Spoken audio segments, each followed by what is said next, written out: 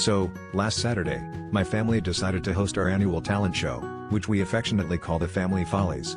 The lineup usually consists of my dad's infamous kazoo solos, my aunt trying to revive her tap dancing glory days, and my little brother showing off his latest card tricks that somehow all involve the ace of spades. This year, the real highlight was supposed to be my cousin Jake and his ventriloquist act. Jake had been practicing for weeks, determined to outshine everyone with his newly acquired dummy, Charlie. Little did we know, Charlie had a few tricks up his non-existent sleeves. Things started out normal enough. Jake took the stage, looking a bit nervous but mostly excited. He introduced Charlie, who was sitting on his knee with a permanent grin that already made us chuckle.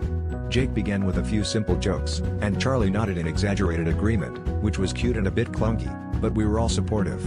Then, about halfway through, something strange happened. Charlie leaned forward, looked at Jake, and said, "Hey, Jake, do you remember that time you got your head stuck in Grandma's banister?" The room went silent for a beat before erupting into laughter. Jake turned beet red, clearly not expecting his dummy to roast him. And that was just the beginning.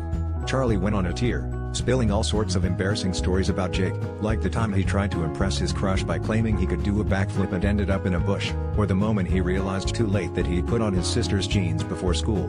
Jake was trying to keep up, his voice cracking as he attempted to maintain control of the act. But Charlie was relentless, like a wooden comedian possessed by the spirit of a stand-up legend.